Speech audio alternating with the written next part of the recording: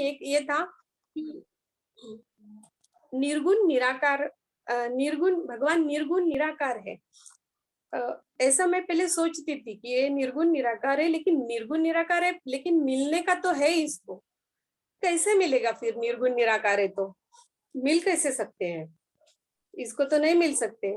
फिर बाद में पता चला कि नहीं नहीं, उसको सगुण साकार रूप में ही बचना चाहिए, फिर बाद में वो आपको मिलेगा। अगर सगुण साकार रूप में ध्यान में रखोगे तो वो आपको मिल जाएगा। और बाद में धीरे धीरे ये भी, पहले तो गीता पढ़ती थी तो कुछ समझ में नहीं आया, एक बार, दो बार, तीन बार, तो तीसरी चौथी बार थोड़ा थोड़ा थोड़ा थोड़ा समझ में आया। पहले तो कुछ नहीं समझता था। फिर बाद में सब लोग ये बोलते भागवतम लो, भागवतम पढ़ो। फिर हम, मेरे प्रभु जी का वो कहना था, तू गीता ही नहीं पूरा समझ पाई तो भागवतम कैसे समझेगी और कैसे पढ़ेगी? तो बोला ठीक है, चालू तो करेंगे, सब लोग ले रहे हैं, मुझे भी लेने का है, मुझे दूसरा कुछ मत दो लेकिन भागवतम लेके दो। दिवाली का साड़ी वगैरह कुछ नहीं चाहिए, सिर्फ भागवतम चाहिए। फिर वो एग्री हो गए कि ठीक है ले ले तू, लेकिन ये तेरा लास्ट वाला बुक है, बाद में मैं कुछ नहीं लेके देने वाला। फिर भागवतम मिला और पढ़ना भी चालू किया। पहला स्कंद पूरा हो गया है, अभी दूसरा चालू है। और दूसरा ये गोवर्धन इको विलेज में जाने के बाद अच्छे से सब प्रभु जी, प्रभु जी में बहुत बदलाव हुआ। मुझे लगा ये कैसे, फिर ये स्पिरिचुअल पिकनिक इनका पहला है और ये करेंगे नहीं करेंगे, मुझे तो पता था कि इनमें बदल हो जाएगा और हो भी गया। वो आने के बाद 16 राउंड कंप्लीटली कर भी रहे थे। लेकिन वो थोड़े दिन ही, अभी ब्रेक है, बीच में नहीं किया है, लेकिन वो बोलते हैं कि मैं करूंगा, ऐसा कुछ नहीं कि करूंगा। और एक अच्छा इफेक्ट हुआ। और अभी जो रिलेटिव है उनका भी कुछ फोन आता है तो, अरे आप लोग ये कर रहे हो, हाँ हम लोग ये करते हैं, आप भी करो ना, अच्छा है ना, बाकी दूसरा तो करने से ये अच्छा है, आप भी करो। अब सबको बताते भी है कि ऐसा करना चाहिए। बस इतना है। और एक गुरु के बारे में मैंने पहले ये था कि गुरु मुझे मिलेगा नहीं मिलेगा, क्या सच्ची में कैसा गुरु करना चाहिए क्या नहीं करना चाहिए, पहले लगता था ऐसे कि। और अभी इतने गुरु के बारे में तो कोई कोई लूटने वाले ही मिलते हैं सब, ऐसा, और फंसाते बहुत है। तो फिर मुझे मिलेगा क्या नहीं, ऐसा एक क्वेश्चन हमेशा रहता था कि ये होगा कि नहीं होगा। लेकिन अभी लगता है कि हो जाएगा ये सब, गुरु भी मिल जाएगा। और अभी लगता है कि मैं सही ट्रैक पे जा रही हूँ। बस प्रभु जी इतना ही। हरि हरे बोल, कृष्ण। बहुत बहुत धन्यवाद। तो बहुत प्रेरणादायक है कि पूर्णानंद प्रभु पहले आए, फिर भाग्यश्री माता जी आई, और फिर भाग्यश्री माता जी तक फिर तुरिया माता जी आई, और अभी उनके प्रभु जी भी जपा कर रहे हैं। तो ये काफी प्रेरणादायी है, ये चेन रिएक्शन जैसा है ना। तो बहुत बहुत धन्यवाद माता जी। और उनकी लड़की भी एक्चुअली जपा करती है, श्रद्धा। कितनी करती है माता जी, कितने वाला करती है? बच्चे भी करते हैं, अभी थोड़ा स्टॉप है, लेकिन वो 8-4 ऐसा करती है। वो छोटा भी एक राउंड करता है। अभिषेक, हाँ अभिषेक एक round। हाँ अभिषेक। हरे कृष्णा, बहुत बहुत धन्यवाद। और एक मेरे पापा है, वो भागवतम का उनका 10 कैंटो चालू है अभी, 10वां स्कंद। वो बहुत, दूसरा काम ही नहीं रहता ना, वो हाँ। पूरा पढ़ लिया। उनका देख देख के मैं भी, अरे आपका इतना हो रहा है, मेरा कब होगा? ऐसा करके मैं भी पढ़ने लगी हूँ थोड़ा उनके साथ। उनको बहुत आनंद आ रहा है वो पढ़ के। वो बोल रहे थे इतना दिन में मेरे को अभी पता चला कि अरे कृष्ण ही सब कुछ है, नहीं तो पहले पता है ना सबको कि नहीं ये भगवान है, ये भगवान है, ऐसा। तो बोलते अभी, क्योंकि मैं उनको पहले बोलती थी कि आप हरे कृष्णा का महामंत्र का जप कीजिए, तो वो बोलते नहीं नहीं मेरे सोहम साधना है ना, मैं वही करूंगा। लेकिन अभी अभी हरे कृष्णा महामंत्र का जप करने लगे वो भी। बहुत अच्छी। हाँ। तो एक्चुअली माता जी ने भद्रा पूर्णिमा के दिन भाग्यश्री माता जी और तुरिया माता जी दोनों ने लिया था भागवतम सेट, और तब माता जी ने प्रॉमिस किया था कि हम लोग पढ़ेंगे। तो बहुत अच्छा लग रहा है सुन के कि पढ़ रहे हैं, माता जी भी पढ़ रही है और उनके पिताजी भी पढ़ रहे हैं। तो बहुत बहुत अच्छा है। हरि बोल, बहुत बहुत धन्यवाद माता जी आपका। तो अभी हम भागवतम का शुरुआत करते हैं। पहले तो क्षमा मांगता हूं मैं कि देर से ज्वाइन किया। एक्चुअली मुझे पता नहीं क्यों ऐसा लग रहा था कि आज 7:30 बजे मीटिंग है। तो हमने प्लान करके गए थे मंदिर में कि 6:45 बजे जाएंगे और 7:15 तक वापस आ जाएंगे। तो माता जी का फोन आया कि नहीं प्रभु जी मीटिंग चालू हो गया, आप आए नहीं। तो बहुत क्षमा चाहता हूँ मैं, पता नहीं कैसे माइंड से मिस हो गया। ओके, तो हरे कृष्णा। तो अभी हम भागवत के चर्चा में प्रारंभ करते हैं। हम लोग अभी हैं तीसरे स्कंद में। हम चर्चा कर रहे हैं विदुर जी और मैत्रेय जी का संवाद। तो भूमिका ऐसे है कि विदुर जी जो हैं उनको, वो विदुर जी जो हैं धृतराष्ट्र के भाई हैं, पांडु के भाई। और वो हमेशा धृतराष्ट्र की भलाई के लिए बोलते रहते हैं। तो उसी दरम्यान जब वो बताते हैं अपने धृतराष्ट्र को कि भाई देखो, तुम्हारा जो पुत्र है दुर्योधन बहुत नालायक है, उसके कारण तुम्हारा सारा जो वंश है वो नष्ट हो जाएगा, तो इसके पहले तुम उसको घर से निकाल दो। और ये दुर्योधन के सामने ही बोल रहे हैं। तो दुर्योधन को बहुत गुस्सा आता है और दुर्योधन बोलता है कि तुम जहाँ पे रहते हो हमारे घर में, और तुम काम कर रहे हो तुम हमारे ऑपोजिट टीम के लिए, जैसे अभी इंडिया में कोई रहता है पाकिस्तान के लिए काम कर रहा है ऐसा। तो वो बोलते हैं कि तुम यहाँ पे निकल जाओ, तुम यहाँ से। तो विदुर जी बिना कुछ सोचे बिना कुछ बोले वहां से निकल जाते हैं और वो अलग अलग धामों में भी जा रहे हैं और धाम में जाके वो कृष्ण भगवान का को याद कर रहे हैं। तो यहाँ तक हमने चर्चा किया था। तो हम लोग आए थे 30वें श्लोक तक। तो एक बार श्लोका पढ़ते पढ़ते हम पढ़ेंगे। मैं अपना स्क्रीन शेयर कर रहा हूँ। तो हम लोग हैं तीसरे स्कंद में, पहले अध्याय में। तो उद्धव जी अभी विदुर जी अभी उद्धव से मिले हैं और वो हर एक के बारे में पूछ रहे हैं। तो अब तक हमने देखा कि उन्होंने काफी अलग अलग लोगों से पूछा। पहले कृष्ण बलराम जी का पूछा, और फिर वसुदेव का पूछा, प्रद्युम्न के बारे में पूछा, उग्रसेन के बारे में पूछा, पिछली बार हम चर्चा किया था। और अभी सांब के बारे में पूछे हैं। तो सांब का मैंने पिछली बार आपको कथा बताया था कि सांब जो है लक्ष्मणा, जो कि दुर्योधन की बेटी है, उसको किडनैप करके लेके आता है और फिर उसको पकड़ा जाता है। और उसके लिए फिर बलराम जी जाते हैं और बलराम जी वहां से सांब और उनको लेके आते हैं। और बलराम जी जो हैं वो अपनी शक्ति प्रदर्शन करते हैं और अपने हल से पूरे हस्तिनापुर को गंगा में डुबोने के लिए वो तैयार होते हैं। तब तक फिर बाकी लोगों को अकल आ जाती है ठिकाने पे और वो फिर उन दोनों की शादी कर देते हैं। यहाँ तक हमने चर्चा किया था। तो अभी इसके आगे बढ़ते हैं हम लोग।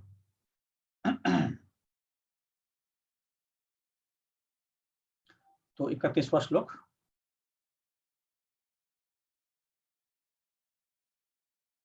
क्षेमं सकच्चिद्युधानास्ते ये फाल्गुना लब्ध धनुर्दशय, ये फाल्गुना लब्ध धनु रहस्य, लेभे अन्यथा दोक्षज सेव्यो गतिम तदीयाम यति भी दुरापम। अभी पूछ रहे हैं युधान ठीक तो है, युधान में कोई प्रॉब्लम तो नहीं है। और युधान मतलब सात्यकी, जो अर्जुन से उन्होंने सारी मिलिट्री साइंस सीखी थी, तो उसके बारे में पूछ रहे हैं यहाँ पे। तो प्रभुपाद यहाँ पे चर्चा कर रहे हैं कि आध्यात्मिक ज्ञान के बारे में चर्चा कर रहे हैं, आध्यात्मिक गंतव्य के बारे में, ट्रांसेंडेंटल डेस्टिनेशन के बारे में चर्चा कर रहे हैं। तो प्रभुपाद बोलते हैं कि हमारा गंतव्य या डेस्टिनेशन है कि हमें कृष्ण का सहचर बनना है, कृष्ण का एक एसोसिएट बनना है। हाँ? तो आप सोचिए, जो कृष्ण भगवान हैं, जो सर्वोत्कृष्ट हैं सर सब में, नित्यो नित्यानाम चेतना चेतनानाम एको भूताति विदघाति कामान, सब में सर्वश्रेष्ठ हैं और इतने आकृष्ट हैं, उनके अगर हम सहचारी बनेंगे तो कितना आनंद हम पा सकते हैं, इसके बारे में यहाँ पे चर्चा हो रही है। तो जो लोग ब्रह्मानंद जो बोलते हैं, ब्रह्मानंद मतलब ब्रह्मन में विलीन होने का आनंद के बारे में चर्चा करते हैं, जो मायावादी होते हैं। और प्रभुपाद यहाँ पे बता रहे हैं कि उससे कितने हद तक उससे भी कितना आगे जाके ये कृष्ण के साथ रहने का आनंद मिलता है। हाँ, तो प्रभुपाद फिर यहाँ पे 3 भगवान की जो शक्तियां हैं उनके बारे में चर्चा करते हैं, संमित, संधिनी और लादिनी। हाँ, तो मुख्य 3 शक्तियां हैं भगवान की। वैसे तो बहुत सारी शक्तियां हैं भगवान की, जैसे सूर्य देव से जो किरणें आती हैं उनमें भी अलग अलग प्रकार होते हैं, वैसे ही भगवान के अलग अलग एनर्जीज हैं। उसमें 3 मुख्य हैं, संवित, संधिनी और लादिनी। संबित मतलब ज्ञान शक्ति, जो हमें ज्ञान मिलता है, आध्यात्मिक ज्ञान, भौतिक ज्ञान, सब कुछ संबित शक्ति से आता है। संधिनी मतलब हमारा जो एग्जिस्टेंस है, हम जो रहते हैं, हाँ, वो सब कुछ, उसको बोलते हैं संधिनी शक्ति। और ये आती है बलराम जी से। हाँ, ये अनियमित काल के लिए ये शक्ति है। और तीसरी है लादिनी शक्ति। लादिनी मतलब जो आनंद प्रदान करती है। आह्लाद मतलब आनंद, लादिनी मतलब जो आनंद प्रदान करती है। और मुख्य इसकी जो प्रचारक हैं वो है राधा रानी। संधिनी के प्रचारक हैं बलराम जी, और संबित के ज्ञान कृष्ण भगवान खुद ही है ना। तो ज्ञान, तो संबित यहाँ पे लिखा हुआ है, संबित, संधिनी और लादिनी, ये तीन मुख्य शक्तियां हैं, है ना। तो यहाँ पे इन तीन शक्तियों के बारे में प्रभुपाद बता रहे हैं, और सब कुछ जो भी है हमारा तीन शक्तियों से ही आता है, ऐसे, ठीक है। तो अभी के लिए इतना जानना काफी है इन शक्तियों के बारे में। अगले कभी और एक क्लास में हम लोग इसके बारे में और विस्तार में चर्चा करेंगे। तो अभी रेफरेंस आया था इसलिए हमने विस्तार में चर्चा नहीं किया, जितना संक्षिप्त में चर्चा किया। अगला श्लोक, कच्चित् बुध स्वस्ति अनामेव अस्ते स्वकल्पत्रो भगवत् प्रपन्न कृष्ण पादांकित मार्ग पंसोष अचेष्टत प्रेम विभिन्न धैर्य। तो यहाँ पे पूछ रहे हैं अक्रूर के बारे में। जो अक्रूर तो ठीक है ना, उनमें कोई प्रॉब्लम तो नहीं है ना, ऐसे वगैरह वगैरह पूछ रहे हैं। अभी अक्रूर जी कौन है? अक्रूर जी सफल का नामक व्यक्ति के पुत्र हैं। और अक्रूर जी जो हैं ये कंस के यहाँ पे मंत्री होते हैं, और वो कृष्ण और बलराम को ले जाने के लिए मथुरा से वृंदावन आते हैं। तो कंस जो हैं, कंस कई अलग अलग प्रकार के तरकीबें ट्राई कर लेते हैं तो कृष्ण और बलराम जी को मारने के लिए। पूतना को भेजते हैं, अगासुर को भेजते हैं, ऐसे कई कई राक्षसों को भेजते हैं, पर वो सफल नहीं होते हैं। तो उनको कोई आइडिया देता है कि भाई आपकी काम करो, आपके यहाँ पे कुछ बहुत बड़ा फंक्शन करो और उनको ही बुलाओ यहाँ पे, ताकि हम उनको मार डालें। तो अभी कैसा है कि अगर कृष्ण बलराम को बुलाना है तो उनके कोई कॉन्फिडेंट बोलते हैं ना उसको, जो व्यक्ति उनमें विश्वास रखता है, ऐसे व्यक्ति को भेजना चाहिए। तो ऐसे में अक्रूर था, क्योंकि अक्रूर कृष्ण के उपासक था और उपासक थे। तो उनको क्या किया, कंस ने बुलाया और बोला कि तुम ये नया रथ लेके जाओ, क्योंकि जो क्षत्रिय होता है उसके लिए, जैसे अभी सॉफ्टवेयर इंजीनियर होता है तो उसको बोला किसी ने कि सबसे लेटेस्ट एप्पल का आपको लैपटॉप दिया जाए, तो बहुत खुश हो जाएगा, अरे लेटेस्ट लैपटॉप मुझे मिल गया काम करने के लिए, है ना। जैसे या अब माताओं के लिए कोई लेटेस्ट कोई मिक्सर ला के दिया, या कोई भी घर का किचन का सामान ला किया, तो वो खुशी से पकवान बनाएंगे, बोला अरे कुछ तो नया आ गया। तो वैसे अक्रूर को कंस क्या बोलता है कि देखो मैं तुम्हारे लिए नया नया एकदम ब्रांड न्यू रथ लाया है। तो उसको लगा कि इसको देख के अक्रूर एकदम खुश हो जाएंगे और फिर निकल पड़ेंगे वो। तो अक्रूर उसके लिए खुश नहीं हुआ, पर वो मान गए लाने के लिए। तो क्यों मान गए भाई? उनको तो पता था कि कृष्ण और बलराम आएंगे, उनको मारने का प्रयत्न किया जाएगा। तो अक्रूर जी ये जानते थे, क्योंकि वो शुद्ध भक्त थे, जानते थे कि कृष्ण भगवान खुद ही है भगवान, उनको कौन मार सकता है। और मुझे ये मौका मिल रहा है कि कृष्ण बलराम को रथ में बिठा के लाने का, तो ये मौका कौन छोड़ेगा? जैसे हमको अगर मौका मिल जाए कि कृष्ण और बलराम को लेकर आने का है, तो कौन छोड़ेगा मौका? तो उन्होंने बोला कि मैं ले लेता हूँ मौका। तो इसीलिए वो रथ लेके निकल लेते हैं। अब वो रात को निकलते हैं ताकि सुबह पहुंच जाए, पर रथ हाँकने के बजाय सिर्फ वो सोच ही रहे हैं। जैसे मुझे याद है कि बचपन में हम कभी कभी साल में एक आध बार हमारे गांव से कहीं और जाते थे, मामा के घर, चाचा के घर वगैरह। तो रात सब प्लानिंग हो जाता था कि सुबह जाके बस पकड़ना है, निकलना है सुबह जल्दी 5:30-6 बजे जो भी है। तो हमें बताया जाता था कि अभी तुमको 4 बजे उठना है या 5 बजे उठना है वगैरह। तो तब हमें, मुझे याद है कि अभी भी याद है कि मुझे घड़ी समझ में नहीं आती थी, थोड़ा बहुत ही समझ में आती थी। तो हम सो ही नहीं पाते थे रात भर। हमें अरे कल सुबह उठ के जाना है, बस में ट्रैवल करना है, जैसे होता है ना एक्साइटमेंट। फर्स्ट टाइम मैं जब गया था यूएस, तब भी ऐसे एक्साइटमेंट था कि अरे यूएस जाना है। और फिर यूएस जाने के बाद, फिर उतरने के बाद सारा एक्साइटमेंट खत्म हो गया। तो तो वैसे ही एक्साइटमेंट था कि अरे गाँव जाना है। तो रात भर हम लोग जग रहे थे और हर घंटे के बाद उठ के बोलते थे कि पप्पा कितने बजले क्या 5, पप्पा कितने बजले क्या 5, ऐसे हर घंटे में पूछते थे। पापा परेशान अगले, सो जा मेरे बाप, मैं उठा दूंगा तुम्हें 5 बजे। तो वैसे ही उत्सुकता, मैं ये क्यों बता रहा हूँ, क्योंकि या किसी को अगर शादी के पहले दिन नींद नहीं आती है, या तो इसलिए नहीं आती है कि भाई एक्साइटमेंट है शादी की, या तो कि कल से अभी इंडिपेंडेंस खत्म होने वाला है, जो भी कारण हो, है ना, तो वो एक्साइटमेंट रहता। तो वैसे ही अक्रूर जी को एक्साइटमेंट था कि कल मुझे अभी कृष्ण बलराम मिलेंगे। तो वो रथ पे बैठे हैं बट रथ हाँक नहीं रहे, घोड़े अपने आप जा रहे हैं। जैसा होता है ना, कोई मोबाइल पे गाड़ी चला रहा है तो धीरे धीरे धीरे चलाता है वो, क्योंकि उसको वो ध्यान आ रहा मोबाइल में है। वैसे अक्रूर जी का ध्यान पूरा कृष्ण के ऊपर है कि मैं अभी वृंदावन जाऊंगा, तो वहां पे उनके मैं दर्शन लूंगा, उनको मैं दंडवत प्रणाम करूंगा। अरे कितनी सुंदर सुंदर प्रार्थनाएं गाई हैं उनके। तो राधा गोविंद महाराज करके बहुत शुद्ध भक्त हैं, प्रभुपाद के शिष्य हैं, उन्होंने बहुत सुंदरता से इसका वर्णन किया है। पूरे 5-6 लेक्चर्स हैं सिर्फ अक्रूर जी वृंदावन से मथुरा जाते हैं, सॉरी मथुरा से वृंदावन जाते हैं, इसके ऊपर कि वो क्या सोच रहे थे, है ना। जैसे रुक्मिणी को हारने के लिए जब कृष्ण आए थे, तो रात भर रुक्मिणी ये सोच रही थी कृष्ण आएंगे कि नहीं आएंगे, उनको कोई बीच में प्रॉब्लम तो नहीं आएगा, है ना, ऐसा। तो ऐसे अलग अलग सोच रहे थे। वैसे ही अक्रूर जी सोच रहे थे कि मैं जाऊंगा तो कृष्ण बलराम क्या कर रहे होंगे। मैं ऐसे समय जाता हूँ कि जब कृष्ण बलराम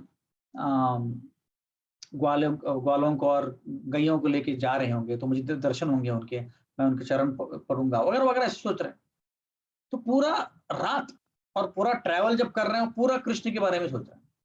आप सोच सकते हैं कितना उनका, जो हम बोलते हैं ना कि इंटेंसिटी है, यही इंटेंसिटी हमारे जपा में चाहिए कि जपा के समय सिर्फ कृष्ण भगवान और नाम याद होना चाहिए हमको, वो छोड़ के बाकी सब याद होता है कि आज आज क्या करना है ऑफिस में, आज घर में क्या करना है वगैरह वगैरह, सब याद होता है। तो वो छोड़ के हमें सिर्फ कृष्ण भगवान। तो रथ ऑटोमेटिकली जा रहा था, मतलब वो कुछ हाक ही नहीं रहता, रथ को सिर्फ ऐसे लगाम पकड़ा तो ध्यान पूरा उधर ही, कृष्ण क्या कर रहे हैं, इससे उनका पूरी तरह से, इसको बोलते हैं ना कि टोटली फोकस थे वो। तो इसीलिए अक्रूर जी जो हैं, जैसे 9 प्रकार की 9 विधि भक्ति हैं, श्रवणम कीर्तनम विष्णु स्मरणम पाद सेवनम अर्चनम वंदनम दास्यम सख्यम आत्मनिवेदनम। तो उसमें श्रवणम जो है वो, उसको जो परमोच्च कोटि का जो भक्त है वो है परीक्षित महाराज। कीर्तन कौन है, कौन बता सकता है कीर्तन के लिए कौन है? ब्रज बिहारी प्रभु, ब्रज बिहारी कृष्ण प्रभु और सारंग प्रभु तो बता सकते हैं। कीर्तन के लिए कौन है भक्त, जो एम्बलम ऑफ कीर्तन? सुखदेव गोस्वामी। हाँ, सुखदेव, थैंक यू कल्पना, सुखदेव गोस्वामी है। सुखदेव गोस्वामी ने कीर्तन करके अपने जीवन को परमोच्च कोटि दिया। श्रवणम कीर्तनम विष्णु स्मरणम, स्मरणम, स्मरणम को कौन है? यस, प्रहलाद महाराज। फिर श्रवणम कीर्तनम स्मरणम वंदनम, नहीं एक मिनट वापस बोलता हूँ। श्रवणम कीर्तनम विष्णु स्मरणम पाद सेवनम, पाद सेवनम के लिए कौन है? लक्ष्मी जी। वंदनम, वंदनम के लिए अक्रूर जी हैं। आप सोचिए 9 विधा भक्ति में वंदनम का परमोच्च कोटि, जिसको बोलते हैं emblem of devotion, emblem of prayers, वो है अक्रूर जी। इसका मतलब है कि उनके प्रार्थनाएं इतनी उच्च कोटि की हैं कि वो प्रार्थनाएं गा के अपना जो जीवन है उन्होंने सफल कर दिया। इतनी सुंदर प्रार्थनाएं 10वें स्कंद में आती हैं। भागवतम जो पूरा प्रार्थनाओं से भरा, ध्रुव महाराज की प्रार्थना, कुंती महारानी की प्रार्थना, गजेंद्र की प्रार्थना, प्रहलाद जी की प्रार्थना, फिर अक्रूर जी की प्रार्थना, ब्रह्मा जी की प्रार्थना, शिव जी की प्रार्थना, ऐसे भर भर के प्रार्थना ही प्रार्थना है। बहुत सुंदर प्रार्थना है। आजकल मैं गजेंद्र के प्रार्थना सुन रहा हूँ, कितनी सुंदर प्रार्थना है। उसमें भी आज जो मैं श्लोक पढ़ रहा था, उसमें कुंती महारानी जैसे ही श्लोक आता है कि कृष्णा एक नाट्य में जो एक्टर होता है वैसे है, और उनको कोई समझ नहीं पाता है। तो वैसे ही प्रार्थनाएं बहुत महत्वपूर्ण है। तो वंदनम में अक्रूर जी फेमस है। श्रवणम कीर्तनम विष्णु स्मरणम पाद सेवनम वंदनम दास्यम, दास्यम के लिए कौन है? कौन है सबसे? हनुमान जी। हनुमान। दास्यम। सख्यम के लिए कौन है? फ्रेंडशिप, अर्जुन। अर्जुन। आज कल्पना माता जी को अवार्ड मिलने वाला है सबसे ज्यादा आंसर करने के लिए। और सख्यम आत्मनिवेदन के लिए कौन है? मैंने लास्ट वीक ही आंसर दिया था इसका। बलि महाराज। हाँ, वेरी गुड। हाँ, तो ऐसे ऐसे है। तो अक्रूर जी वंदनम के लिए एकदम फेमस है। हाँ? फिर बाद में उनकी कथा ये भी आती है कि फिर बाद में ऐसा होता है कि अक्रूर जी आते हैं वृंदावन से और फिर वहां पर रहते हैं, और दिन में दूसरे दिन कृष्ण बलराम को लेके जाते हैं। तो जब कृष्ण बलराम को लेके जाते हैं, जा रहे हैं और वो रथ पे बैठे हैं, तो गोपियां आती हैं वहां पे वृंदावन की और उनको बहुत गालियां देती हैं कि तुम्हारा नाम अक्रूर किसने रखा है? तुम्हारा नाम तो क्रूर होना चाहिए था। तुम इतना क्रूर काम कर रहे हो कि हम तुम कृष्ण बलराम को लेके जा रहे हो, पूरा जो वृंदावन की जो आत्मा है उसको लेके जा रहे हो। तुम्हारा नाम अक्रूर कैसे? तुम्हारा नाम तो क्रूर होना चाहिए। ऐसे बहुत गाली देते हो। तो एनीवेज वो लेके जाते हैं, और तभी जब यमुना में नहाने के लिए उतरते हैं अक्रूर जी, तो कृष्ण भगवान उनको सुंदर दर्शन देते हैं, वैकुंठ का दर्शन देते हैं।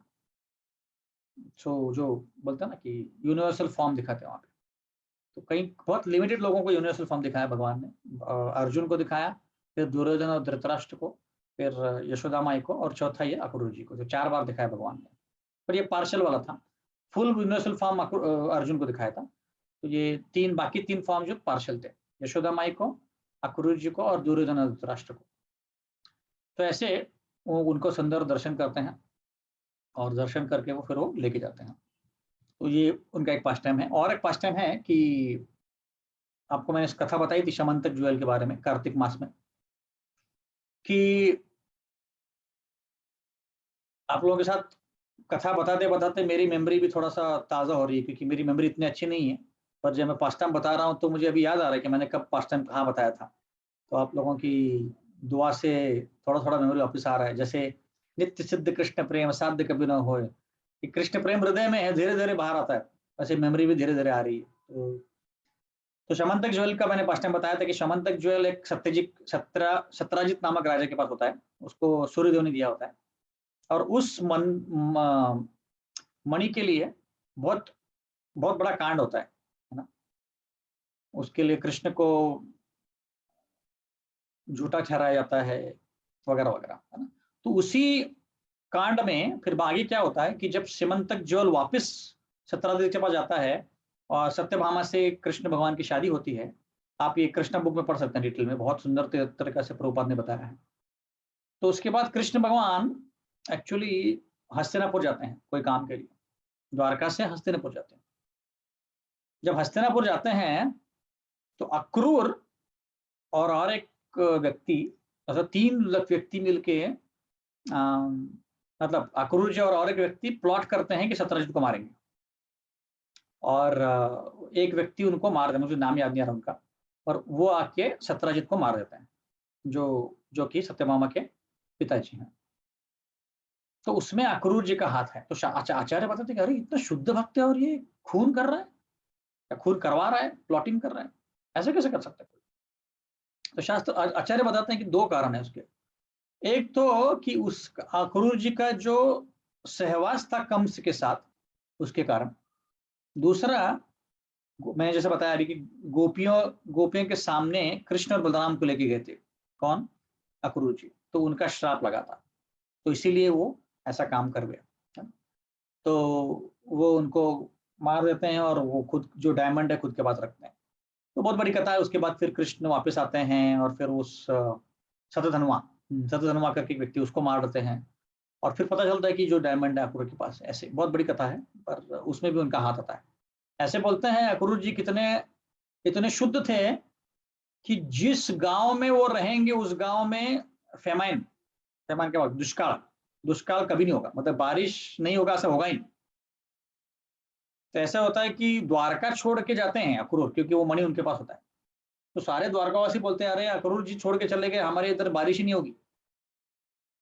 तो फिर तब जाके अक्रूर जी को वापस लाना पड़ता है। तो इतनी उनकी शक्ति है। शुद्ध भक्त देखिए कितना असर होता है उनके। तो ऐसे अक्रूर जी हैं, उनके बारे में यहाँ पे चर्चा हो रही है। तो यहाँ पे पूछ रहे थे कभी विदुर जी अक्रूर जी के बारे में पूछ रहे हैं, इसका मतलब भी हम जान सकते कितने शुद्ध भक्त हैं वो, कितने महत्वपूर्ण व्यक्ति। आगे वाला श्लोक पढ़ते हैं, 33वां श्लोक। कच्चिच्चिवं देवक भोज पुत्र विष्णु प्रजाय इव देव मातु या वै स्वगर्भेन दधार देवं त्रयी यथा यज्ञ वितानम अर्थम। हाँ, तो यहाँ पे पूछ रहे हैं कि भाई जो देवकी और वसुदेव हैं वो तो सब कुशल मंगल हैं, सब कोई प्रॉब्लम तो नहीं है, के बारे में पूछ रहे हैं यहाँ पे। 34 अपिस्मृतास्ते भगवान सुखम वा यस्सात्वतां कामदुग्गो अनुरुद्ध यम अमानन्ति स्म हि शब्द योनिम मनोमयम सत्वतुरीय तत्वम। तो अभी यहाँ पे पूछ रहे हैं कि अनिरुद्ध तो ठीक है ना, अनिरुद्ध को कोई प्रॉब्लम तो नहीं है ना, ऐसे पूछ रहे हैं। तो अभी अनिरुद्ध जी कौन है, इनके बारे में हम चर्चा करते हैं। जैसे मैंने बताया कि कृष्ण भगवान से पहले बलराम जी आते हैं, बलराम जी से फिर चतुर्व्यूह आते हैं, वासुदेव, अनिरुद्ध, शंकरशन और प्रद्युम्न। इसको याद रखने के लिए बहुत इजी है, इंग्लिश में वास्प होता है, वास्प कीड़ा होता है कोई, तो हम लिखते हैं WASP, तो W की बजाय सिर्फ VA करना है, VASP। वासुदेव, अनिरुद्ध, शंकरशन, प्रद्युम्न, ये चतुर्व्यूह, आदि चतुर्व्यूह बोलते हैं, जिसको बलराम जी से आते हैं। फिर उनसे भी और वापस शंकरशन जी से और एक चतुर्व्यूह आते हैं। ऐसे करते करते विष्णु जी का एक्सपांशन होता है। तो उनमें से जो चतुर्व्यूह हैं, जैसे मैंने पिछली बार एक कथा में बताया था कि राम भगवान जो है वसुदेव के एक्सपांशन है, या वसुदेव खुद है। लक्ष्मण जी हैं वो शंकरशन है, और भरत महाराज जो है वो प्रद्युम्न है, और शत्रुघ्न है अनिरुद्ध। ऐसे 4 उनके एक्सपांशन है। तो ऐसे बोलते हैं कि अनिरुद्ध जो है, क्योंकि अनिरुद्ध मतलब इस चतुर्व्यूह से है, तो उनसे ही महाविष्णु आता है, और उनसे उनके श्वासोश्वास से ऋग्वेद अपीयर होता है, ऐसे शास्त्र बताते हैं। और वो मन को, अनिरुद्ध जो है ना, मन के कंट्रोलर है। जैसे अलग अलग इंद्रियों के अलग अलग कंट्रोलर्स हैं इन टर्म्स ऑफ विष्णु अवतार, उसमें ये एक है, और मन को कंट्रोल करते हैं और वो मूव करते हैं, ऐसा बोलते हैं। तो मन की जो हम कार्य करते हैं वो अनिरुद्ध जी उसका कंट्रोलर है। ऐसे हमारे जो अलग अलग अंग हैं उनको कंट्रोल करने के लिए अलग अलग देवी देवता हैं। जैसे हमारे आंखों को कंट्रोल करता है अश्विनी कुमार, ऐसे अलग अलग अंग है हमारे जिसके लिए अलग अलग देवी देवता है वैसे। तो अभी इनका भी बहुत लंबा कथा है। तो कृष्ण और रुक्मिणी से प्रद्युम्न का जन्म होता है, जैसे मैंने पिछली बार बताया था। प्रद्युम्न और रुक्मावती जो कि रुक्मी के पुत्री है ना। रुक्मी जो है रुक्मिणी की भाई है ना। भीष्मका के 2 संतान थे, रुक्मिणी और रुक्मी। तो रुक्मी की जो लड़की थी उसका नाम था रुक्मावती। तो रुक्मी और कृष्ण की तो बहुत झगड़ा हो गया था बड़ा। तो फिर कोई पूछ सकते हैं कि भाई रुक्मी ने अपनी लड़की क्यों दी कृष्ण के लड़के को, प्रद्युम्न को। तो आचार्य बताते हैं कि अपनी बहन को खुश करने के लिए उन्होंने लड़की दी अपनी रुक्मावती। तो उन दोनों से, प्रद्युम्न और रुक्मावती से फिर जन्म होता है अनिरुद्ध जी का। और अनिरुद्ध जी की शादी हुई रोचन के साथ। रोचन जो है वो रुक्मी की ग्रैंड डॉटर है, ऐसे है ना। तो ऐसी शादी हुई उनकी। अभी यहाँ पे बहुत इंटरेस्टिंग घटना घटी यहाँ पे कि जब शादी हुई, तो अब थोड़ा सा मैं स्टेप बैक करके पीछे आता हूँ, थोड़ा सा वाइंड करते हैं, नीचे रिवाइंड करते हैं। जब रुक्मिणी को किडनैप किया था कृष्ण भगवान ने, तो बलराम जी भी आए थे, और बलराम जी ने सारे योद्धाओं को हरा दिया था। तो रुक्मी जो है, रुक्मिणी का जो भाई, उसने डिसाइड किया कि मैं कृष्ण को लेके आऊंगा, तो फिर वापस आऊंगा ही नहीं मैं अपने विदर्भ में। तो जब कृष्ण और उनका लड़ाई हुआ, तो कृष्ण ने उसको सारे उसके अस्त्र को तोड़ दिया, और फिर उसके बाल वाला से ऐसे कार्टून के जैसे काट दिए उसके बाल वाला। तो रुक्मिणी ने रोना कि मेरे भाई का ऐसा किया हालत है ना, जो भी है जैसा भी है मेरा भाई है। तो तब बलराम जी आते हैं, और बलराम जी डांटते हैं कृष्ण को, अरे तुझे समझ शर्म नहीं आती, तेरा संधि है ये ना, उसको तुम ऐसे करते हो, अच्छी बात है क्या। और फिर कृष्ण को वापस करके रुक्मिणी की साइड लेते हैं, रुक्मिणी को वो शांत करते हैं बलराम जी। और उसमें बलराम जी ये भी बोलते हैं कि अरे तुम्हारे भाई ने इतना हल्ला किया था कृष्ण के ऊपर, तो ये जायज है वगैरह वगैरह, है ना। तो तब एक्चुअली बलराम जी रुक्मी की साइड लेते हैं थोड़ा बहुत, है ना। अभी आगे आते हैं। तो अभी शादी हो रही है किसकी, अनिरुद्ध और रोचन की। रोचन जो है वो पोती है रुक्मी की, रुक्मी के बेटे की लड़की। अभी तक मेरे साथ हैं कि कंफ्यूज हो गए? हाँ भी नहीं बोल रहे, ना भी नहीं बोल रहे। यस प्रभु, वी आर देयर। बाकी लोग जो वीडियो ऑफ है, तो मुझे तो समझ प्रभु नहीं आता क्या कर रहे हैं वो लोग। हाँ बोल रहे, ना बोल रहे तो समझ में नहीं आ रहा। यस प्रभु जी। Okay. फिर एनीवेज मैं रिपीट करता हूँ। प्रद्युम्न और रुक्मावती जो रुक्मी की बेटी है, उनकी शादी हुई, उनसे अनिरुद्ध जी पैदा हुए, ठीक है। फिर रुक्मी का एक बेटा भी था, उससे एक लड़की पैदा थी, उसका नाम था रोचन। अभी रोचन और अनिरुद्ध की शादी चल रही है, ठीक है। तो जब ये शादी चल रही थी भोज काटा में, जहाँ पे रुक्मी रह रहा था, क्योंकि जो ओरिजिनल विदर्भ था उसको तो छोड़ के आ गया था रुक्मी। तो रुक्मी ने बोला था कि वापस आऊंगा नहीं मैं, और वो गया नहीं, उसने एक नया सिटी बसा दिया भोज काटा। तो वहां पे शादी चल रही थी। अभी वहां पे क्या हुआ कि कलिंग का एक राजा था और रुक्मी था और 2-3 राजा थे। तो वो लोग बलराम जी को बहुत, मतलब रुक्मी को छोड़ के बाकी सब बलराम जी को बहुत तिरस्कार करते थे। और बलराम जी को भी, जैसे युधिष्ठिर महाराज को भी गैम्बलिंग करना पसंद था, जुआ खेलना पसंद था, इनको भी जुआ खेलना पसंद था। क्षत्रियों के इसमें होता है ऐसे। तो आप लोग पूछेंगे अरे भगवान है और खुद जुआ खेल रहे हैं। एक्चुअली क्षत्रियों के बीच में होता था कि उनको जब भी कोई चैलेंज करता था वो ना नहीं बोल सकते थे। 2 चीजों के लिए, चलो 3 चीजों के लिए, 3 चीजों के लिए वो कभी ना नहीं बोल सकते थे। एक तो जुआ खेलना, दूसरा फाइटिंग के लिए, और तीसरा अगर कोई लड़की आके बोले कि मुझसे शादी कर लो, वो तीनों चीजें के लिए ना नहीं करते थे, यू नो। थैंकफुली आजकल वो रूल नहीं है, नहीं तो फिर पता नहीं क्या हो जाता, है ना। तो वो रूल था तब। तो कलिंग के राजा जो थे उन्होंने बोला रुक्मी को कि देखो बलराम जी को गैम्बलिंग खेलना नहीं आता है, पर उनको पसंद है, तो हम उनको चैलेंज करते हैं और उनको हम मजाक उड़ाते हैं। तो उन्होंने उनको बुलाया और गैम्बलिंग खेलना चालू कर दिया। तो बलराम जी को पसंद था पर उनको आता नहीं था, जैसे युधिष्ठिर महाराज का सेम। उन्होंने खेलना चालू कर दिया। तो पहला डाव हार गए, दूसरा डाव हार गए, तीसरा डाव बलराम जी जीत गए। पर सबने बोला नहीं नहीं नहीं नहीं, बलराम जी आप नहीं जीते, रुक्मी जीता है। ऐसा किया उन्होंने। बलराम जी ने अपना गुस्से को बहुत काबू किया। फिर चौथा डाव बलराम जी वापस जीत गए दूसरी बार। तो वापस रुक्मी और उन्होंने सबने बोला, कलिंग ने हे करके दांत निकाले कलिंग ने, और बाकी ने भी हंस के बोला कि बलराम जी आपको कुछ समझ में नहीं आता, आप हार गए हैं। तब एक आकाशवाणी होती कि बलराम जी जीत गए हैं, रुक्मी हार गया है, सब ऐसा आकाशवाणी होती। तब बलराम जी बहुत गुस्सा होते और अपना जो क्या बोलते हैं उसको, सॉरी, गदा लेते हैं, गदा और हल गदा, उनके पास 2 होते हैं, गदा और हल। तो गदा लेते हैं और चार्ज करते हैं सबको, सब लोग अभी डर जाते हैं। तो पहला एक लेते हैं और रुक्मी के सर के ऊपर ढैंक से मार देते हैं, तो वो वहीं पे ढेर हो जाता है। जिसके पोती की लड़की शादी है वही मर गया, देखो आप। और फिर कलिंग के पीछे आते हैं। तो कलिंग जो की कर रहा था ना, उसको पकड़कर उसकी एक मुक्के से पूरे दांत निकाल देते हैं। 32 दांत एक ही समय गिर जाते हैं उसके, और जैसे तैसे बच जाते हैं बेचारा। तो बलराम जी की ये शक्ति है। देखिए, अब बलराम जी पहले तो रुक्मी का साइड ले रहे थे, बट जब रुक्मी ने इतना, जैसे बोलते ना मराठी में, आगावपना खेला, तो उसको पकड़ के मार दिया, उसको पूरा वहीं पे ढेर कर दिया उसको। और फिर आश्चर्य की बात यह है कि ये सब कांड होने के बावजूद शादी उधर आराम से अपने अपने चल रही है, मतलब उधर कुछ हुआ ही नहीं, ऐसे चल रही शादी, वो आराम से हो जाती।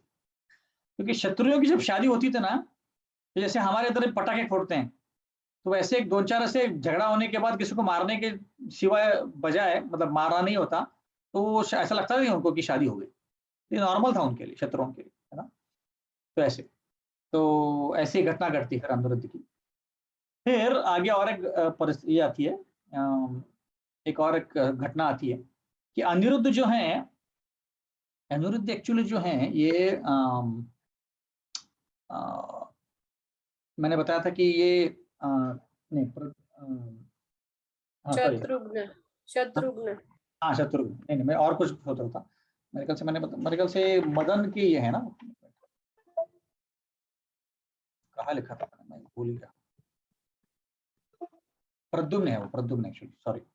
तो अनिरुद्ध अपने पैलेस में बैठे हैं और वहां पे और एक राजा है, उसका नाम है बानासुर।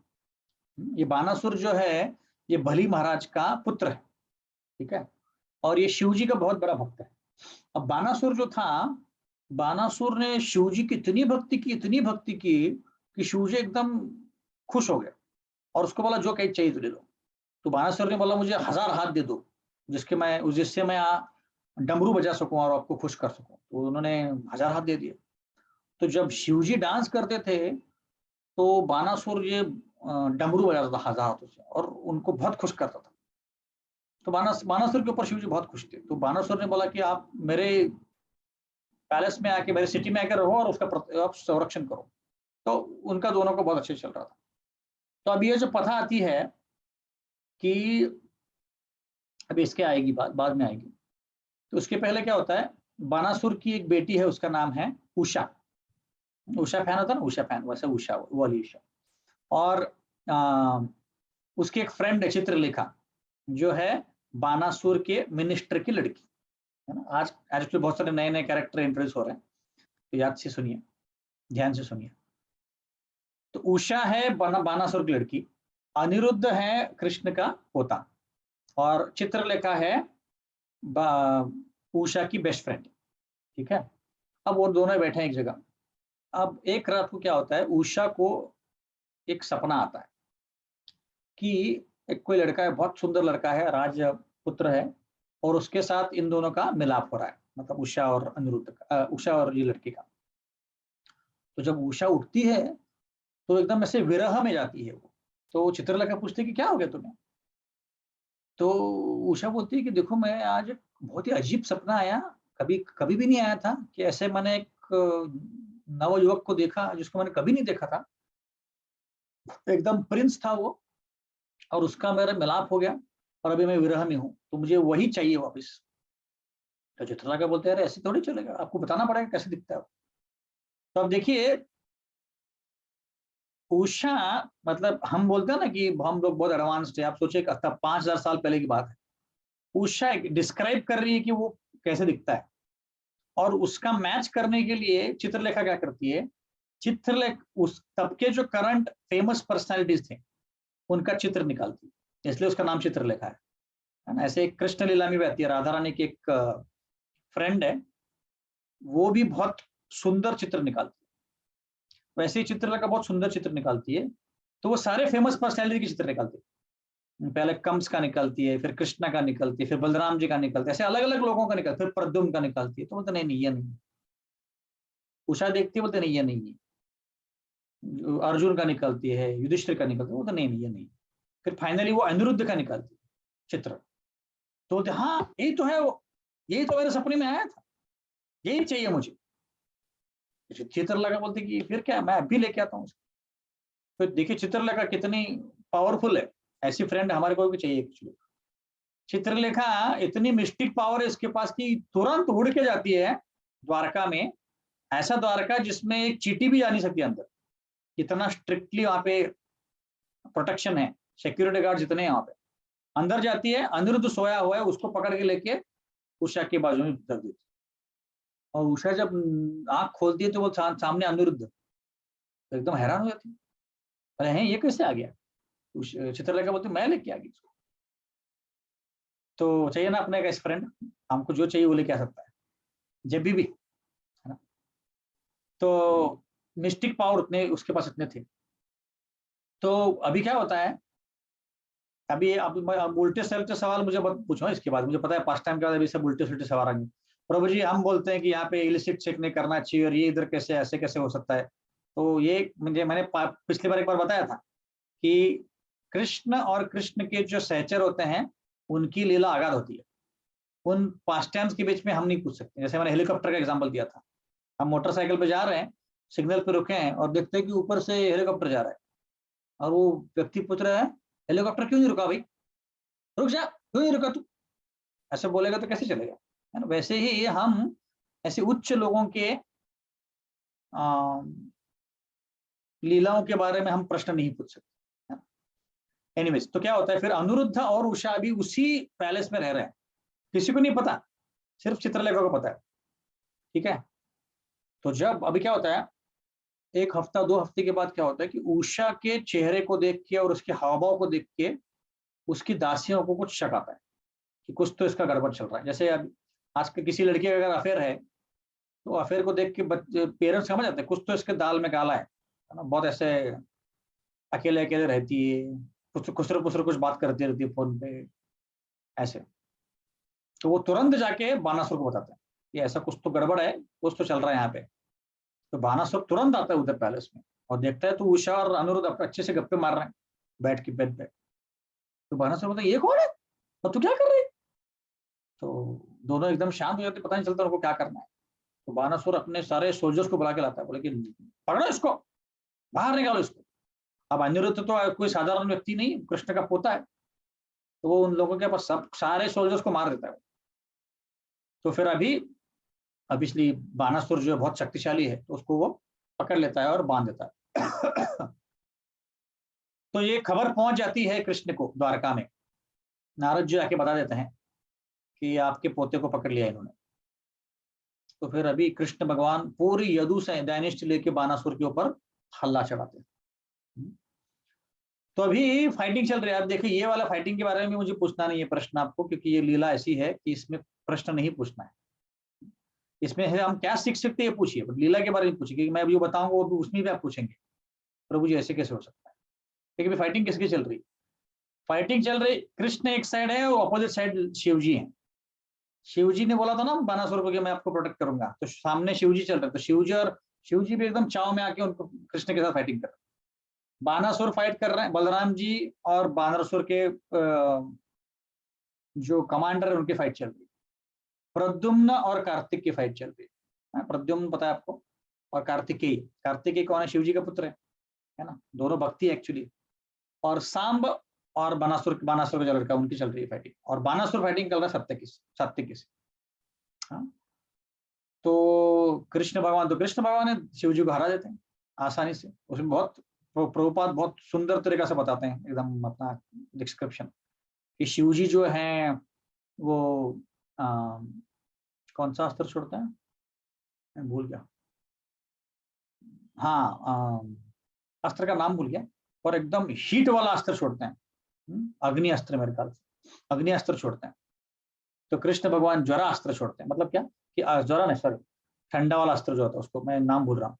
तो अग्नि अस्त्र छोड़ते हैं तो ठंडा अस्त्र छोड़ते हैं, ऐसे अलग अलग चलता है। तो फिर फाइनली शिव जी पशुपति अस्त्र छोड़ते हैं जो सबसे हाईएस्ट है शिव जी के लिए, और कृष्ण भगवान अपने नारायण अस्त्र छोड़ते हैं, तो वो हावी हो जाता है, तो शिव जी हार जाते हैं। अभी बेसिकली कृष्ण की आर्मी जो जीत रही है, तो कृष्ण भगवान क्या करते हैं, सुदर्शन चक्र लेके बानासुर के हाथ काट देते हैं सारे, 999 हाथ काट देते हैं, सॉरी 998 हाथ काट देते हैं। तो शिव जी फिर माफी माफी मांगते हैं कि मैंने गलत, मतलब मेरा ये भक्त है इसलिए मैं उसकी साइड से फाइटिंग कर रहा हूँ, तो आप प्लीज उसको माफ कर दीजिए, और मैं, मेरा भक्त है, प्लीज उसको क्षमा कर दीजिए। तो फिर कृष्ण भगवान बोलते हैं कोई बात नहीं।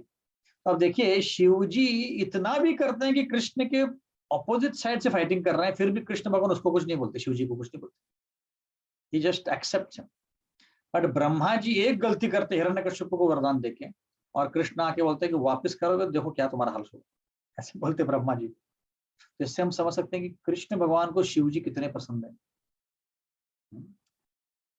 तो अभी मत पूछो कि शिव जी की फाइटिंग क्यों की कृष्ण से, वो तो भक्त हैं क्यों फाइटिंग करते हैं। तो कभी कभी कृष्ण भगवान को, जिसको हम वीर रस बोलते हैं, शिवलरस रस, उसका आदान प्रदान करना होता है, तो वो किसी और से कर नहीं सकते हैं, तो अपने जो शुद्ध भक्त है उनके साथ करते हैं, क्योंकि शुद्ध भक्त को शक्ति ज्यादा होती है और उनसे उनके साथ फाइटिंग करने में अच्छा लगता है उनको, तो ये उसका कारण है ऐसे। और फिर उनके बाद अनिरुद्ध और उषा की शादी होती है ना। तो अभी तक मुझे प्रश्न का उत्तर नहीं मिला है कि ये ऐसे कैसे वो इलिसिट वे में रह रहे थे वगैरह वगैरह, तो उसका मैं उत्तर ढूंढ निकालूंगा, पर अभी मेरे पास उसका उत्तर नहीं है। ठीक है, ओके, तो आगे बढ़ते हैं।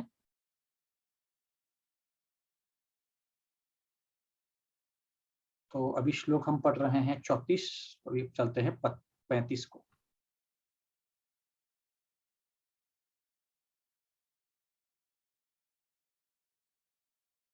अपिस्वित् अन्य निजात्मदैवम् अन्यन् अनन्यवृत्त्या समनुव्रताये अनन्यवृत्त्या समनुव्रताये हृदक सत्याम च चारुदेष्णा गदादय स्वस्ति चरन्ति सौम्य। तो अलग अलग जो उनके पुत्र हैं, सत्यभामा के पुत्र वगैरह, उनके बारे में यहाँ पे पूछा जा रहा है। अपि स्वदर्भयं विजयाच्युतभ्यं धर्मेण धर्म परिपातिषेतुं दुर्योधन अतप्य सभायां साम्राज्य लक्ष्म्याः विजनानुवर्त्या। अभी युधिष्ठिर महाराज के बारे में पूछ रहे हैं कि युधिष्ठिर महाराज अपना राज्य अच्छे से चला पा रहे हैं। यहाँ पे बोलते हैं कि युधिष्ठिर महाराज जो है धर्म के प्रतीक हैं, धर्म के संस्थापक हैं और धर्म के प्रतीक हैं, है ना, ऐसे बोल रहे हैं। तो अभी अगले 6 श्लोकों में विदुर जी पांडवों के बारे में पूछ रहे हैं, किससे? उद्धव जी से। तो इससे हम समझ सकते हैं, अब इसके पहले जो उन्होंने, इसके बाद पूछेंगे मेरे ख्याल से, इसके बाद धृतराष्ट्र के बारे में पूछेंगे, पर इस 6 श्लोकों में पांडवों के बारे में पूछ रहे हैं। तो इससे हम समझ सकते हैं कि उनके हृदय में कितना स्नेह है पांडवों के लिए, है ना। धृतराष्ट्र का तो स्नेह पूछते ही नहीं, वो बोलते हैं कि उसके मन में इतना क्रोध था, इतना द्वेष था कि वो जल रहा है। तो इसलिए वो नहीं पूछते कि अभी आगे आएगा श्लोक वो, पर वो आगे वक्त जाके बोलने वाले कि वो तो अच्छा हो नहीं सकता, उसका अच्छा हो ही नहीं सकता, मुझे पता है, इसलिए मैं पूछ नहीं रहा हूँ कि अच्छा है कि, पर पांडवों का स्नेह पूछ रहे हैं क्योंकि उनको इतना प्रेम है उनको बारे में। जैसे आपको पता है, एक लाक्षागृह का जब एपिसोड हुआ था, तो लाक्षागृह के एपिसोड में धृतराष्ट्र ने खुद ने ऐसा घर बनाने के लिए बोला था कि जिसके अंदर मेन हो, मतलब क्या बोलते हैं मेन को इंग्लिश में?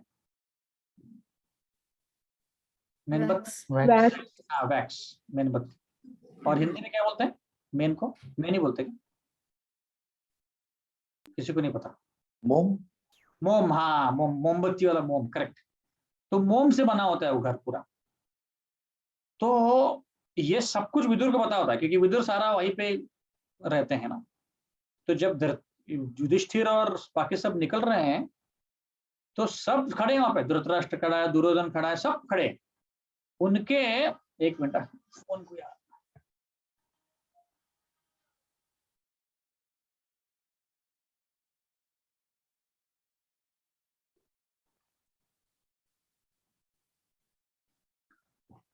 तो उनके सामने, सांप के सामने अभी आप सोचिए, इतनी सारी जनता है, अब उनके सामने विदुर जी को बताना है युधिष्ठिर को, क्योंकि वो वापिस मिलने वाली है, कि उस घर में आपको जलाने वाले हैं। तो ऐसे कोड लैंग्वेज यूज करते हैं कि आजकल के सारे कंप्यूटर के एन्क्रिप्शन भी फेल हो जाएंगे। ऐसे कोड लैंग्वेज यूज करके बताते हैं कि भाई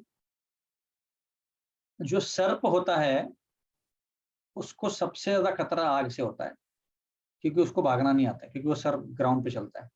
पर जब जंगल में आग लगी होती है तो चतुर व्यक्ति ही जानता है कि बिल बना के कैसे वहां से भागना है, ऐसे इतना बताते हैं।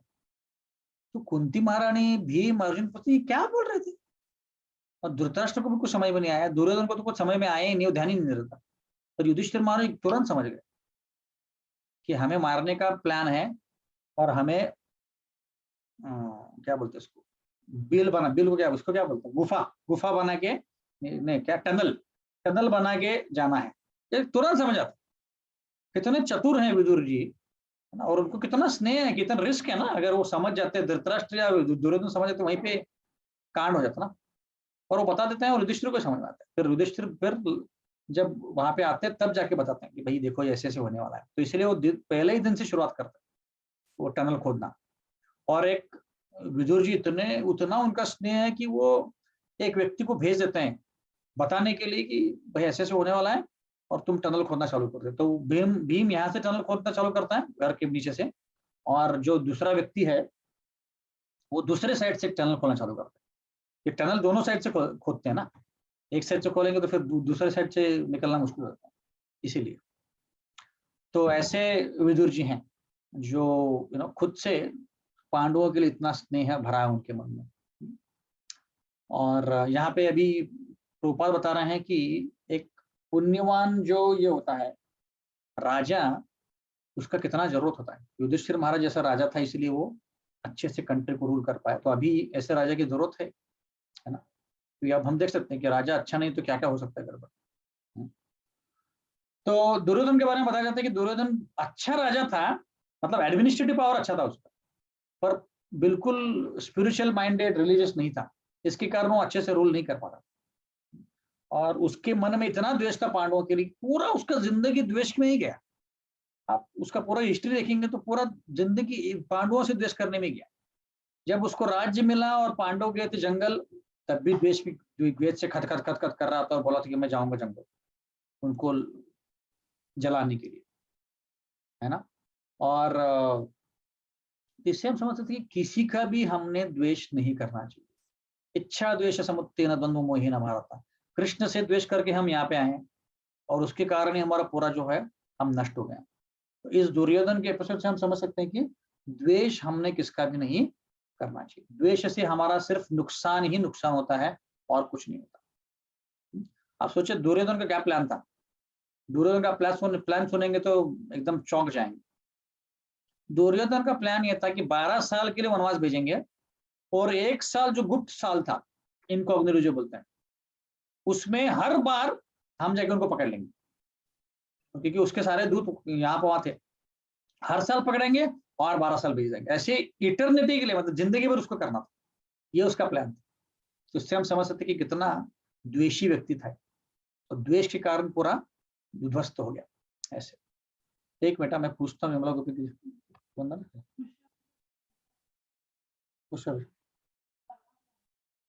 बोलो, झाला 5 मिनट है। ठीक है, अभी मैं रुक जाता हूँ।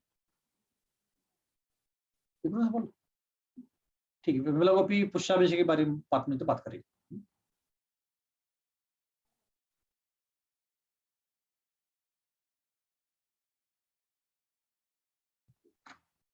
क्योंकि होम मिनिस्टर को चांस नहीं मिलेगा फिर हमको कल का प्रसाद नहीं मिलेगा, इसलिए मैं कोई रिस्क नहीं लेना चाहता।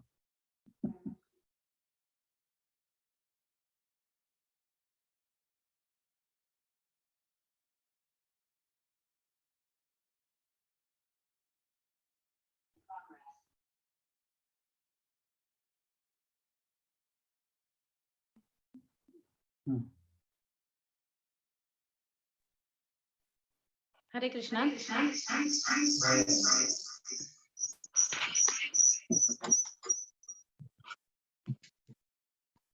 हरे कृष्णा, दंडवत प्रणाम। एक्चुअली ये मैं थोड़ा 5 मिनट बस पुष्पाभिषेक के बारे में बोलना चाहती हूँ। पुष्पाभिषेक मीन्स इन हमारे जो वैदिक कैलेंडर के अनुसार पौष महीना होता है जनवरी में। तो जनवरी में जो पौष महीना है उसमें ये पुष्पाभिषेक करके आता है। तो अंग्रेजी कैलेंडर के अनुसार ये साल का फर्स्ट त्योहार होता है जो हम भगवान कृष्ण के लिए मनाते हैं। तो अभी उसका इम्पोर्टेंस बोलने के लिए ये संक्रांति के बाद मनाया जाता है। और जो पुष्प होता है उसका एक्चुअली जैसे हर एक चीज जो है वो कृष्णा के लिए बनी है। तो इसका ये है कि पुष्प जो होता है वो हमें अट्रैक्ट करता है। ये इस मटेरियल वर्ल्ड में अगर हमें किसी को खुश करना है, किसी को माने for romance also we give flowers, right. जैसे ये क्या होता है 14 फेब को वैलेंटाइंस डे, तो गुलाब वगैरह देते हैं। तो मेन होता है कि जब किसी को खुश करना है, किसी को प्लेजर देना है, तो हम पुष्प का सहायता लेते हैं पुष्प का। तो मेन ये है कि गोपियां जो है वो ऐसे बोला जाता है कि गोपियों के हाथ का खिलौना जो है वो कृष्ण होता है। तो वो उसको हमेशा ऐसे ऐसे तैयार करती थी। तो उसमें वो उसको हर छोटे लिटिल कृष्णा को अपने फूलों से ऐसे सजाती थी। तो एक बार तो उन्होंने उसको बेद भी कर लिया, उससे पंखुड़ियों से ऐसे बेद वगैरह कर लिया। तो तब से जो है और कृष्ण को वो बहुत अच्छा लगता है जब हम उसको माने हर एक चीज जो है हम कृष्ण के लिए अगर अर्पित करें तो उसको वो अच्छा लगता है, तो उसका जो सुगंध होता है, जैसे प्रभुपाद बोलते हैं कि पुष्प का ये जो है समानार्थ जो है वो सुमन है। तो सुमन माने क्या, सुमन मीन्स जिसका मन जो है वो बहुत अच्छा है, सुगंधित है। तो वैसा ही अगर हम पुष्प जो है, अगर इसीलिए इस्कॉन में सुगंधित फ्लावर्स जो होते हैं, कलरफुल और सुगंधित फ्लावर्स जो है वो कृष्ण को अर्पण करते हैं उस दिन। तो बहुत सारे ऐसे कलर्स के पुष्प लाते हैं, फिर उसी के पूरे ऑर्नामेंट्स उस दिन, एक दिन होता है पुष्पाभिषेक का, तो उस दिन पूरे फ्लावर्स का जो है वो ड्रेस भी फ्लावर्स का होता है, उसके ऑर्नामेंट्स होते हैं राधा कृष्णा के, वो भी फ्लावर के होते हैं, और सारे भक्त लोग आते हैं और सेवा देते हैं, सारी गुलाब की पंखुड़ियां निकालेंगे, फिर तरह तरह के जो है। प्रभु जी आप साइड में ना वीडियो दिखा सकते हो म्यूट करके, ये ना आप बहुत वो पिक्चर्स जो है वो बहुत हिला रहे हो। तो हाँ, तो हर एक माने अगर रेड कलर का करेंगे, फिर व्हाइट कलर का, फिर ऐसे ऐसे फ्लावर्स का अभिषेक करते हैं। नॉर्मली वो उत्सव मूर्ति जो रहती है, छोटी उत्सव मूर्ति, उस पे करते हैं। पर अगर कोई किसी किसी टेम्पल के बड़े बड़े जो हमारे डिटीज होते हैं उनको भी करते हैं। तो हर साल हमारे यहाँ माने सारे वर्ल्ड वाइड पूरे इस्कॉन में जो है ये पुष्प अभिषेक, या कोई कोई बोलते हैं पुष्प अभिषेक, तो वो सेलिब्रेट किया जाता है। और मेन जैसे भगवत गीता में भी बोला गया है, पत्रम पुष्पम फलम तोयम यो मे भक्त्या प्रयश्चति। तो ये जो है कि अगर पत्र पुष्प कुछ भी हम प्यार से, माने जो है बोलने का तात्पर्य ये है कि जो हमारे मन में जो प्रेम धन है ना, जब हम सेवा देंगे, अलग अलग माने जब हम वो पंखुड़ियां निकालते हैं, तो हम हर एक चीज जो है भगवान के प्लेजर के लिए करते हैं। तो जब हम वो ये सेवा देते हैं तो अपने आप वो जब पूरा सुगंधित माहौल होता है, जब सारे भक्त मिलके एसोसिएशन में वो पेटल्स निकालते हैं, फिर ये शाम को सारा वो भगवान के ऊपर ऐसे अभिषेक पूरा वो ऐसे माने भगवान के ऊपर वो सारा निछावर करते हैं सारे फ्लावर्स जो है, तो वो देखने में भी इतना आनंद आता है। फिर वो एक जो हमारे अंदर जो डोरमेंट हमारी जो जो पोजीशन है कि जो हम देखना चाहते हैं कृष्ण भगवान, उसमें जो इतने सुंदर दिखाई देते हैं ना, कि हमारा जो मेन भाव जो होता है ना वो बाहर आता है। तो वही है कि मेन हमें क्या है, तो हमें भगवान को खुश करना है। तो उसके लिए ये फ्लावर्स की सेवा है, ये 14th और 15th दोनों को है। हमारे जो एनवीसीसी मंदिर है वहाँ 15th को सेलिब्रेट करने वाले हैं। बहुत माने अभी जो गवर्नमेंट रूल्स के अनुसार ये बहुत बड़ा तो नहीं कर रहे हैं, पर जो भक्त आएंगे उनके लिए तो वहां होगा ही। तो 14 को दोपहर को 3 बजे से और 15 को सुबह 8 बजे से सेवा है।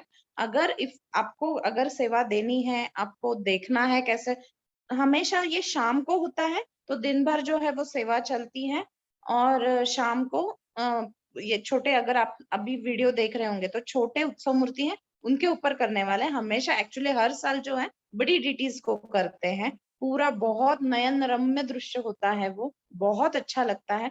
तो अगर आपको आना हो तो आप ग्रुप में डाल सकते हो, किसी को सेवा देने के लिए आना हो तो आ सकते हैं। बस पहले अगर नोटिफाई कर देंगे तो हम बोल देंगे कि कौन सी सेवा कब है। पर यूजुअली होती है, और ऐसा कुछ नहीं है, मेल फीमेल दोनों, प्रभु जी माता जी कोई भी आ सकते हैं, कभी भी आ सकते हैं।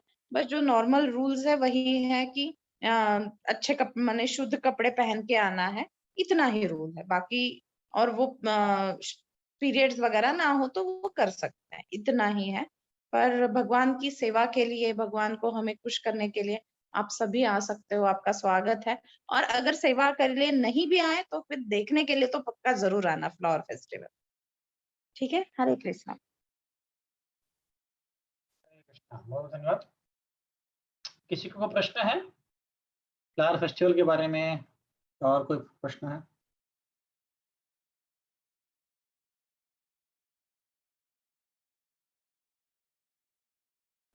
हरे कृष्णा प्रभु जी, नमस्ते। यस माता जी, नमस्ते। प्रभु जी साधना कार्ड में ना जनवरी 2022 का फोल्डर नहीं है, तो मैंने ऐसे ही डाल दिया ओके, फोल्डर मैं बना के आपको भेजता हूँ। हाँ जी। ओके, एक ही सबको रिमाइंडर है कि अपने अपने साधना कार्ड जो आपको लिंक भेजा है उस पर भेजिए।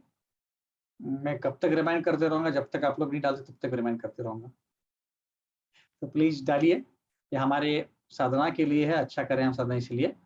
तो प्लीज़ हर हफ्ते नहीं तो कम से कम महीने में डालिए, जितने भी हो सके, ताकि हम अपना अपना साधना देख सकते हैं। ठीक है, हरे कृष्णा। और कोई प्रश्न है किसी को? रंग राधिका माता जी, दंडवत प्रणाम। कोई अनाउंसमेंट वगैरह है?